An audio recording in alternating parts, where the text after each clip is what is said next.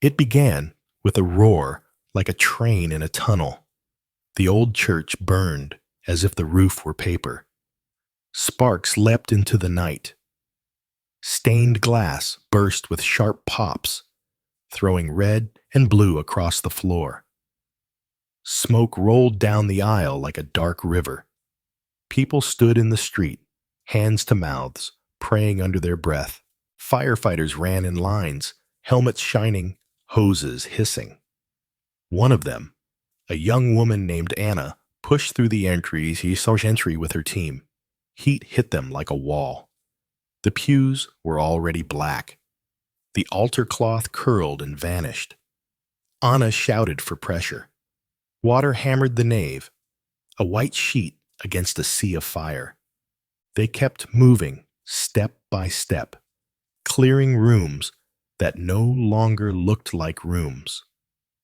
The floor shook.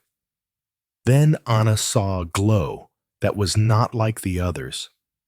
Not orange, not the hungry color of burning wood. It was soft. It was gold. There, on the back wall, hanging at a tilt because its nail had given way, was an icon of the Virgin Mary. The wood around it was charred, cracked like old bark. The wall behind it was black and wet, but the icon itself was clear. The paint seemed fresh. Her cloak was deep blue with a thin line of gold at the edge. Her eyes were lowered, gentle, as if she could see the smoke and still choose to be calm. Anna stopped. She reached out a gloved hand and did not touch it. Fire licked the ceiling above like a living thing, yet the icon did not smoke. No singe. It looked as if someone had just set it there from a quiet room. "Get a shot on that wall," the captain shouted. Water hit the bricks in a thudding wave. The icon rocked, then settled. Anna felt something like a push at her back, not a shove. She stepped closer, slid her pry bar under the frame, and lifted. The frame came free with a faint sigh. It was cool. Cool in her hands in the middle of a burning church. They carried it out into the street. The crowd fell into silence. Even the crying paused. The icon lay on a fire blanket, colors bright under the street lamps. The gold in the halo caught the light and threw it back, soft as a candle flame. A little boy whispered, "Why isn't it burned?" No one had an answer. Phones filmed. The roof gave way and a tower of sparks climbed into the sky. Yet on the curb, wrapped in a wet blanket, the icon looked untouched by any of it. Anna pulled off one glove and rested her fingers on the edge of the wood. It felt normal. But when she lifted her hand, a faint scent rose from the paint. Roses. Still she knew the smell. An older man from the parish stepped forward. His coat was soaked. Ash clung to his hair. "It is hers," he said softly.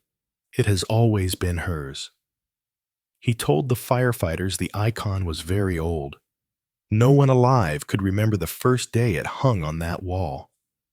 He said his grandmother lit a candle under it when she had no money and no way to feed 5 children. "We had bread the next day," he said, eyes wet. "We always had enough after that." A reporter asked for a date and a reason. The priest, pale and coughing, said the records named an old century. 14-something, maybe 15. He could not be sure. He knew it had crossed borders on a cart. He knew people carried it on their backs when rulers closed churches. He said the town once promised to keep it here forever, as long as it kept them together. The wind shifted. Smoke slid down the street. Neighbors passed water and blankets from hand to hand. Someone began to sing very softly, not a hymn from a book, but a tune like a mother rocking a child. Others joined, not loud, not perfect, just enough to hold people in place while the fire did its last, bright work.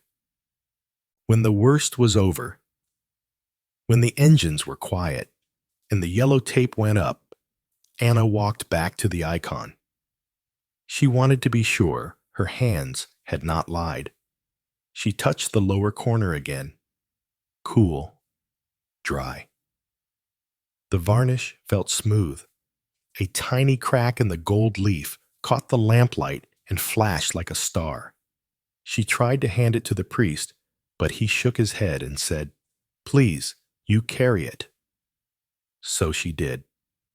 They took it to the school hall across the square. The school still had power. People followed, slow and careful, as if a strong step might break something in the air. They set the icon on a table. Candles were placed around it. Someone found lilies from a shop that had closed early and set them in a jar. The room smelled like wet coats and roses and fresh wax. Children, wide-eyed and quiet now, sat on the floor and stared up at the painted face. Old men wiped their cheeks and said nothing. A fire like that takes almost everything. It takes wood, glass, paper, cloth, and the plans you made for next week. But it had not taken this. Not this small square of wood with a woman in blue and gold. People came and went through the night. Some prayed with words. Some just looked and then looked again, unable to stop. By dawn, the ruins still smoked. The icon did not. Its colors seemed brighter next to the gray window where morning crept in. No one knew why it had survived. Fire science would have careful things to say in the days ahead. But in that first light, all the words that rose in the hall were simple ones. Thank you. She's here. We are not alone. The story of the icon did not begin with the fire. It began centuries earlier, long before the school hall where it now rested, long before the city itself looked as it does today. In old records kept by the parish, there were fragments, pages browned with time, ink fading into whispers. Those who studied them spoke of a journey across rivers and roads, through danger and fear, until the icon found its home. The year was said to be sometime in the late 1400s. In a monastery deep in the mountains, monks painted holy images on wood, pressing pigment mixed with egg yolk into carved surfaces. Among them was one particular icon of the Virgin Mary. She was shown not as a queen with jewels, but as a mother, head bowed, her cloak drawn close, hands open in quiet prayer. A faint halo, painted in gold leaf, shone above her. The colors were simple: deep blue, warm red, and soft brown, all glowing under thin layers of varnish. When raids swept through their land, the monks fled, carrying what they could on carts: food, books, candles, and among them, the icon. It passed from hand to hand for decades. At one point, it was hidden in a barn, another time wrapped in cloth, and buried in the floor of a cottage when soldiers came. Through famine, storms, and sickness, the icon always reappeared, lifted out of hiding to hang again in a new church. Families whispered that it had its own way of choosing where to remain. In the 1600s, a record told of a plague that struck the town. Families lit candles before the icon leaving bread and flowers, pleading for mercy. The disease slowed. Villagers said houses where candles had burned longest were spared the worst. Years later, the memory lingered. Children were taught that when fear came, you went to her, because she listened. In the 1700s, a storm rolled across the valley. Lightning split the sky. Houses and barns collapsed under winds that tore trees from the soil. The church roof came off in sheets of wood and iron. But when people dug through the wreckage, they found the wall with the icon still standing. The paint had not even cracked. Farmers carried stones to rebuild around it, placing the icon back in the center before they set the roof again. By the 1800s, waves of change swept through the country. Factories grew, cities pulled people from their villages, and faith was tested by new voices of science and politics. Still, the icon remained. Parents carried their children to kneel before it.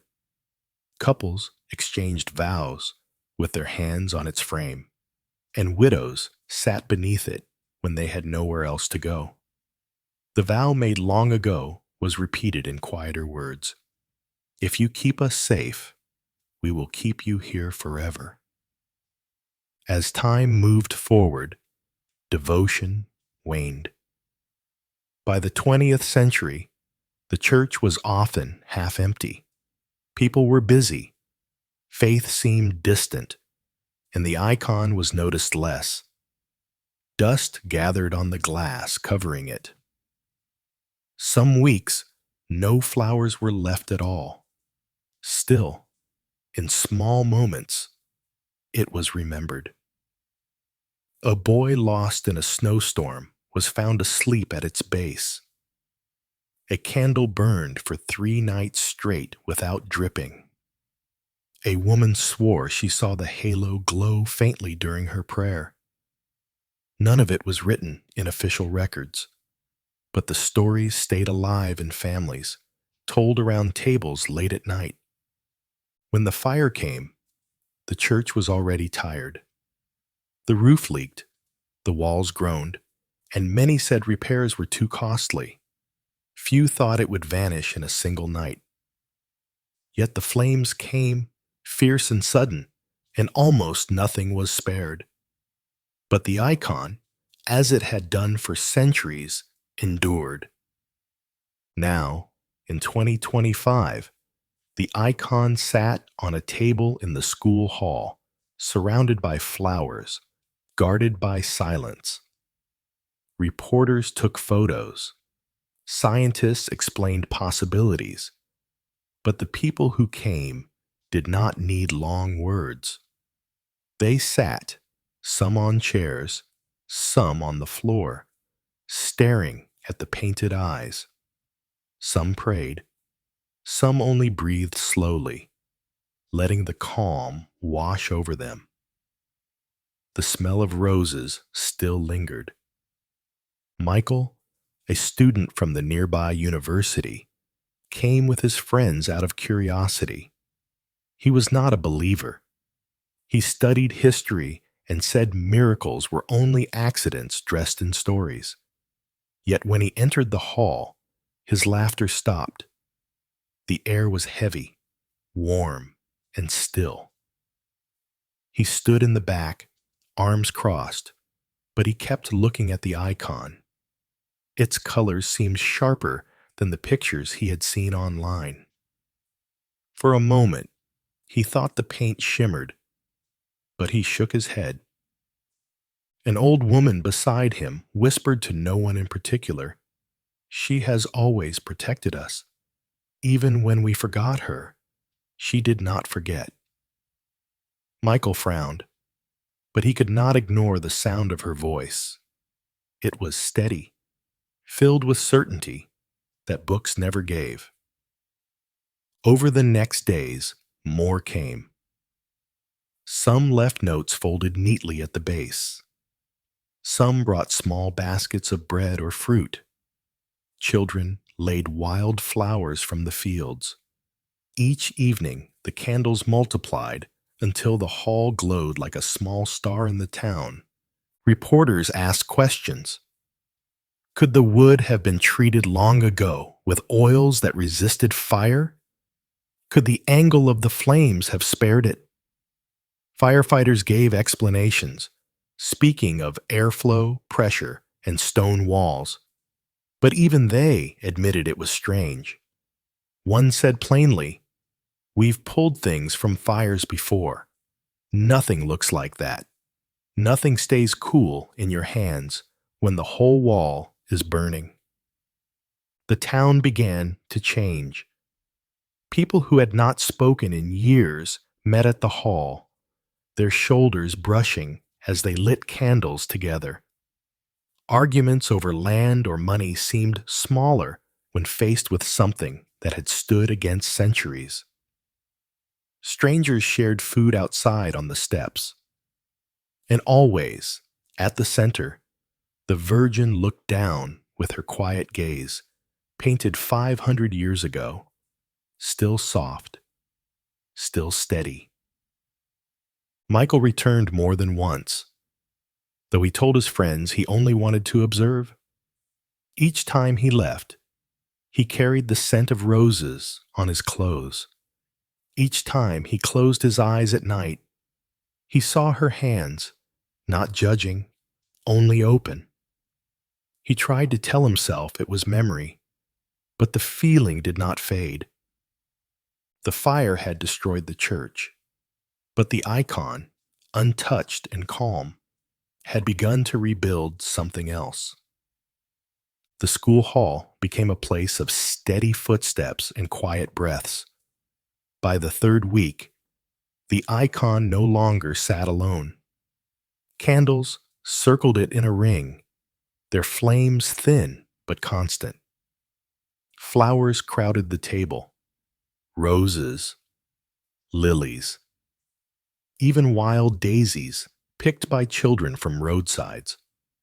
The wood beneath the icon was hidden under slips of paper, folded notes of thanks, or requests written in shaky hands. No one told people to come. They simply did. Some stayed only a few minutes, heads bowed before work. Others sat for hours, staring at the painted face, whispering prayers, or saying nothing at all. At night, the school janitors opened the doors and people came in silence, the sound of their shoes on the tiles, soft as rain. Not everyone believed. A few came with cameras, scoffing at the candles and murmured prayers. They snapped photos, shook their heads, and left. But even the skeptics lingered longer than they meant to. One reporter admitted, in a quiet interview, that while she didn't believe in miracles, she felt something in the air, like the room was holding its breath. Fire officials gave more explanations to the press. They pointed to the angle of the fire, the flow of oxygen, the materials of the walls. "It's not impossible," one said, "that the heat simply moved past it." But when a firefighter who had carried the icon out was asked what she thought, she paused. "I've been in fires for 7 years," Anna said, "and nothing survives like that. Not with paint that bright, not cool in your hands." She shook her head. "You can believe the science if you want. I know what I felt." And still, small signs kept happening. Candles placed in the circle sometimes burned far longer than wax allowed. One flame flickered steady for 3 days before finally going out. A faint fragrance of roses lingered in the air, especially at night. People said the scent clung to their coats after they left, even when no flowers had been touched. One evening, a group of university students slipped into the hall. They were loud at first, mocking the flowers, laughing at the kneeling figures. Michael was among them. He had returned out of curiosity, though he claimed it was for research. But when they reached the front, where the icon rested, their laughter dimmed. The paint caught the glow of the candles and seemed alive. The Virgin's eyes, lowered in soft sorrow, reflected the flames. One of the students muttered, "It looks like she's listening." No one answered. Michael stared longer than the others. His chest felt tight, though he could not explain why. Something about the eyes unsettled him.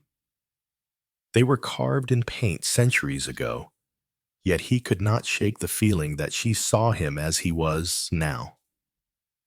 He turned away quickly, but the image followed him back to campus.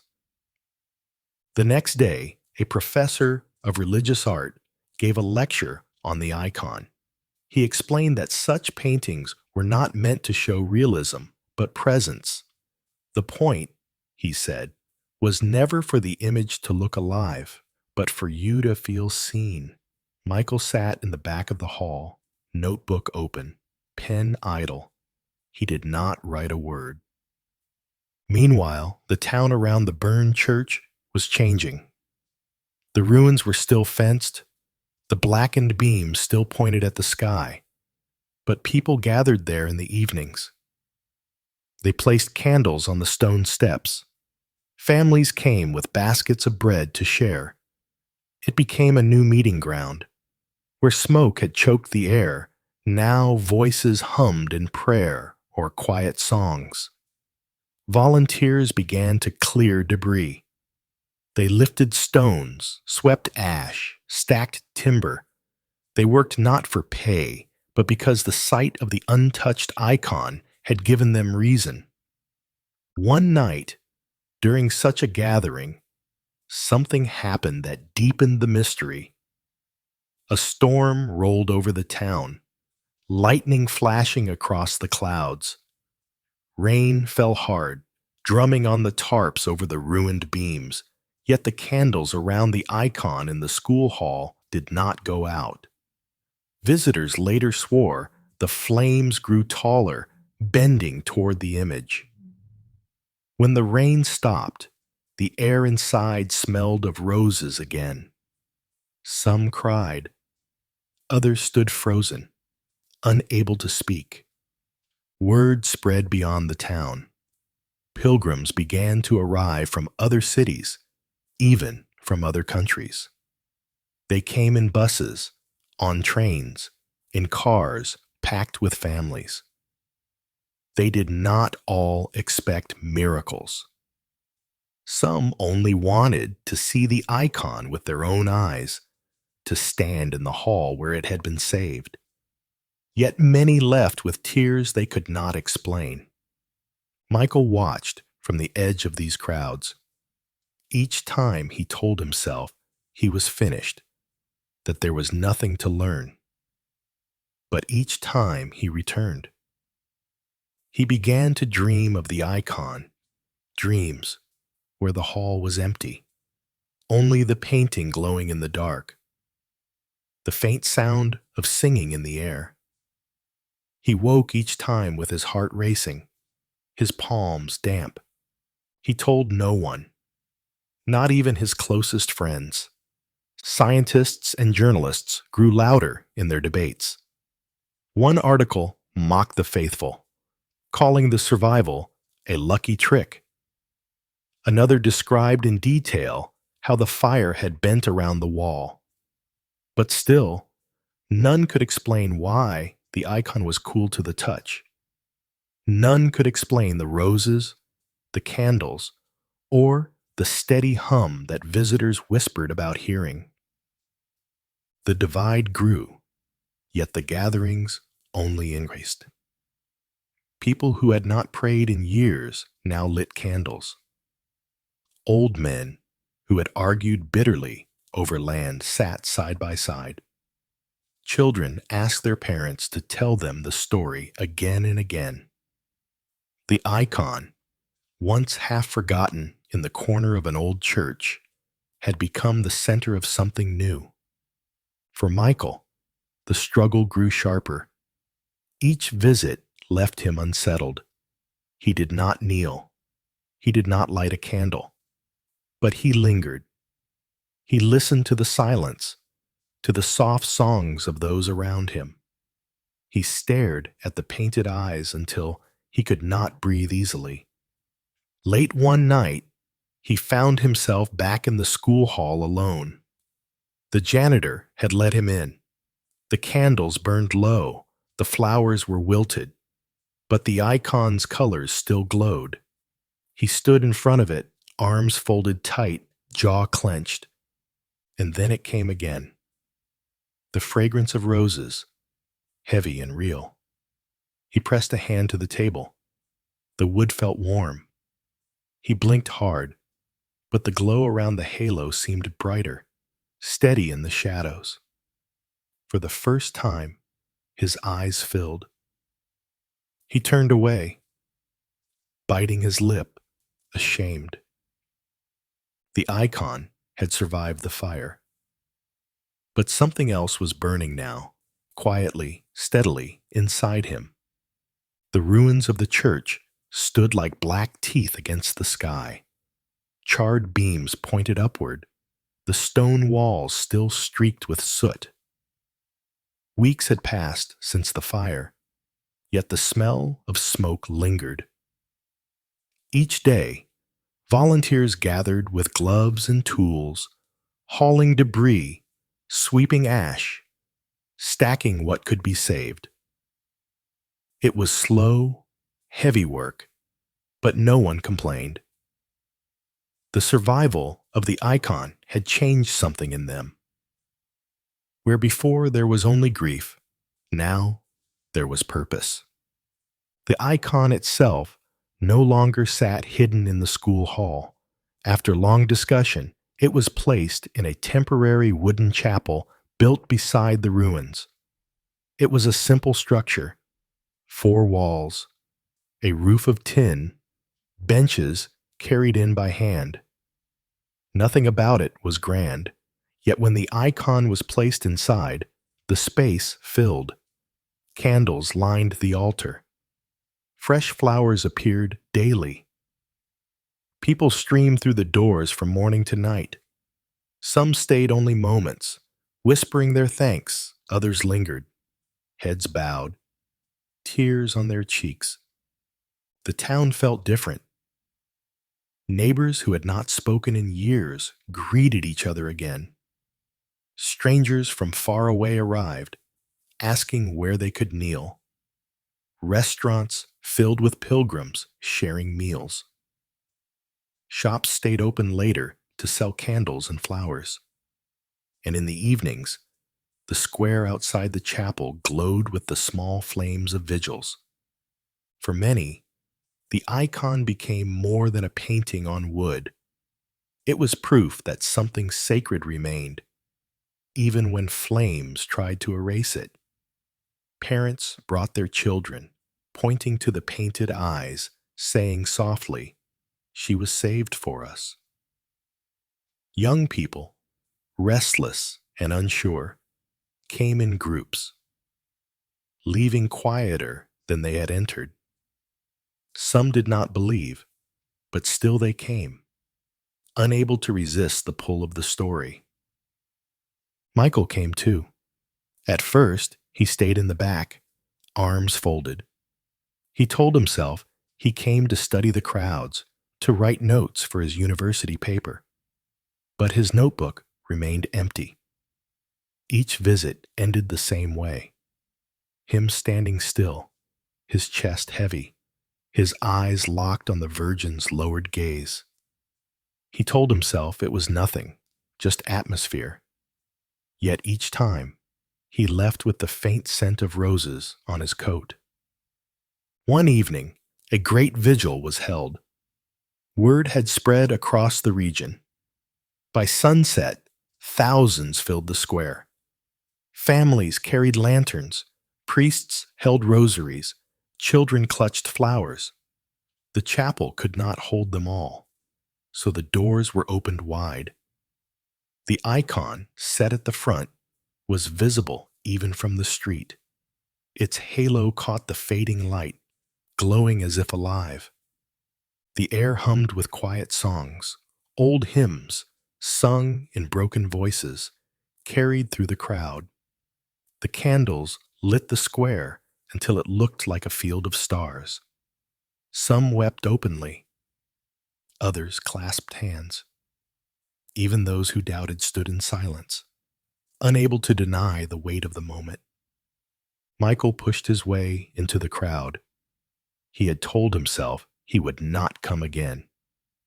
Yet here he was, drawn by something he could not fight. As the singing rose, he felt his throat tighten. He tried to swallow it down, but his eyes stung. He stared at the icon, its painted cloak deep blue, its eyes lowered in calm, its hands open. He felt as though those hands reached for him, not to judge, not to accuse, but to welcome. The fragrance of roses filled the air, stronger than ever, sweeter than any flower from the shops. People gasped, looking around, some raising their hands. Michael pressed his fingers to his face.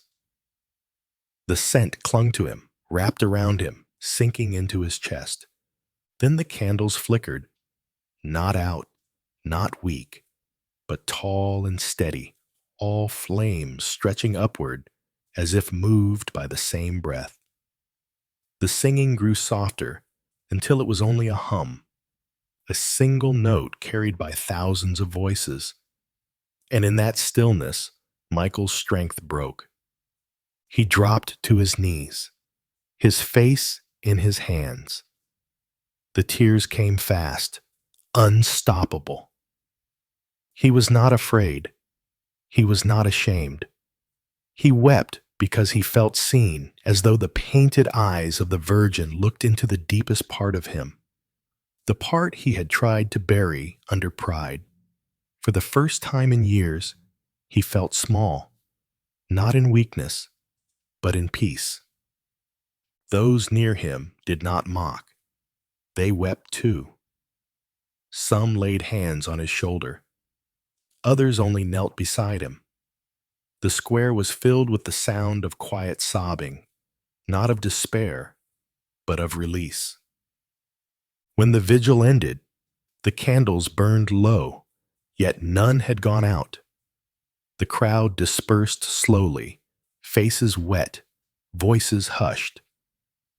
Michael remained, sitting on the cold stone, staring at the icon through blurred eyes. He did not speak. He did not need to. In the days that followed, more vigils were held. Pilgrims continued to arrive. Scientists still offered explanations, calling the icon's survival rare but possible. Historians traced its journey through centuries, piecing together old records. But for those who had stood in the square, who had smelled roses in the night and seen candles burn against the wind, no explanation was needed. The church began to rebuild, stone by stone, timber by timber. Volunteers worked side by side. The charred beams were cleared, the walls raised again, not to return the building to what it was, but to make space for what it had become. People said the fire had not destroyed the church. It had revealed it. The icon was placed in the new altar when the first section of the church reopened. Sunlight fell on it through the plain glass, and it glowed softly. The flowers returned. The candles circled again. And the people, who once had drifted far, now came back. Michael still visited. He no longer stood at the back. Sometimes he sat in silence. Sometimes He lit a candle. He did not call himself a believer, but he did not call himself an atheist either.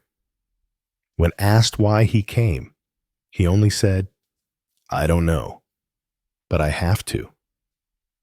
The fire had tried to erase everything, but the icon had survived, not just as wood and paint, but as a presence that drew hearts back to one another.